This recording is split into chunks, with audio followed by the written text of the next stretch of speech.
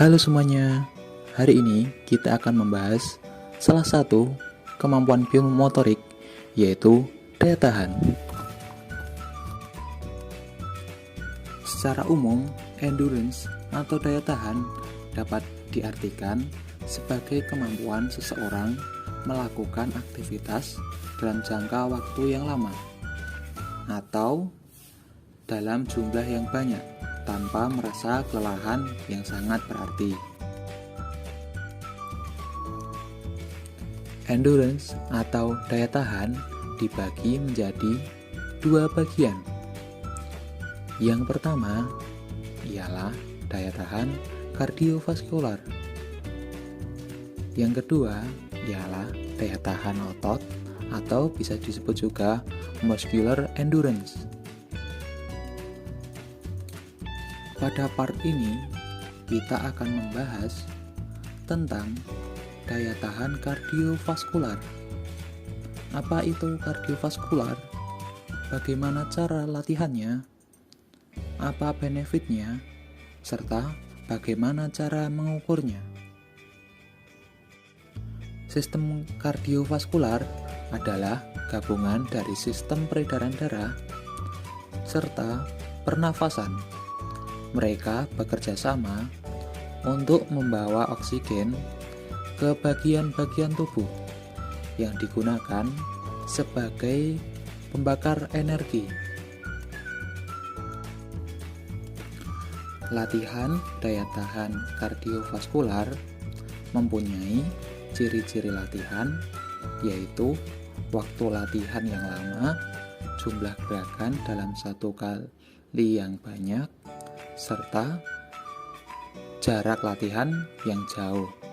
Contoh latihan kardiovaskular bisa berupa fartlek, lari 12 menit, lari 5K, cross country, dan juga masih banyak lagi.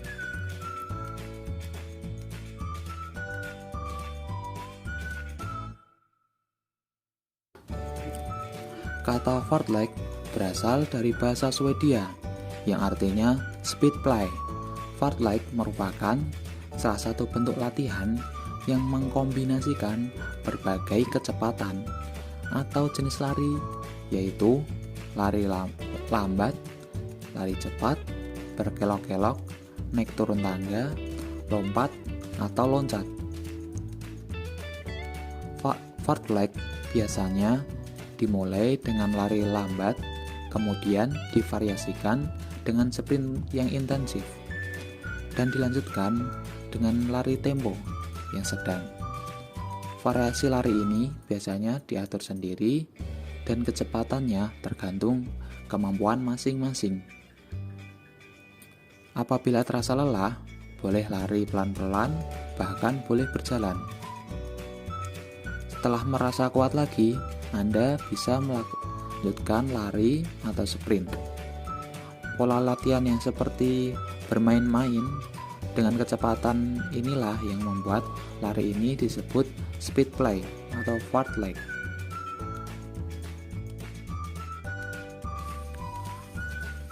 Pengertian lari 12 menit. Lari 12 menit adalah salah satu tes kebugaran jasmani yang dikembangkan oleh Cooper.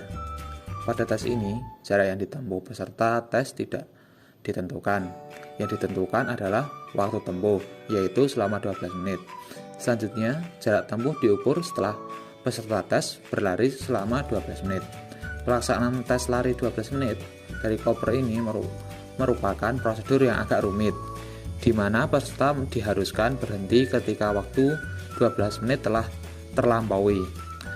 Lalu mereka perlu memberikan tanda di mana tempat berhentinya untuk segera diukur jarak hasil ditempuhnya. Jika peserta tes banyak, maka perlu kejelian untuk mengukurnya. Jarak yang dicapai tersebut selanjutnya dikonfirmasi pada tabel kategori kebugaran jasmani untuk menetapkan status kebugaran peserta tes. Kategori tes tersebut dibedakan berdasarkan jenis kelamin dan kelompok umur. 5.000 meter adalah lari jarak jauh populer yang juga dikenal dengan nama 5 km atau 5K. Lari maraton ini juga dilombakan dalam Olimpiade dan kejuaraan dunia atletik IAAF. 5.000 meter artinya berlari pada lintasan lari atau pada lomba lari di jalanan. Walaupun sebagian besar dilakukan di luar ruangan, 5.000 meter ini kadang-kadang menggunakan lintasan lari dalam ruangan. Rekor resmi juga memperhitungkan lomba lari 5.000 meter, baik di luar maupun di dalam ruangan. Hanya pada lintasan lari saja, bukan pada lomba lari di 5 km di jalan. Lomba lari ini populer karena tantangan yang ditawarkan bisa dicapai baik bagi pemula dan profesional. Ini adalah lomba lari jarak jauh yang menurut daya tahan aerobik sementara kecepatan juga diperlukan. Taktik juga memainkan peran kunci dalam kombinasi dari elemen tersebut, membuatnya menarik bagi banyak orang. Lari cross country atau lari lintas alam adalah olahraga di mana masing-masing tim atau individu saling berlomba untuk berlari di sebuah jalur terbuka di atas medan alami seperti tanah atau rumput. Pelari lintas alam kadang disebut juga harrier. Lintas lari yang biasanya memiliki panjang 4-12 km dapat berupa permukaan rumput dan tanah, melintasi hutan dan ruang terbuka, termasuk bukit, tanah datar, dan kadang-kadang jalan kerikil. Olahraga ini dapat berupa olahraga individu maupun olahraga tim. Pelari individu dinilai berdasarkan waktu masing-masing, sedangkan tim dengan metode point score. Baik pria maupun wanita dari segala usia dapat bersaing di lomba lari lintas alam yang biasanya diadakan selama musim gugur atau musim dingin. Dapat diadakan pada kondisi cuaca hujan air, hujan es maupun hujan salju atau hujan es dan berbagai suhu.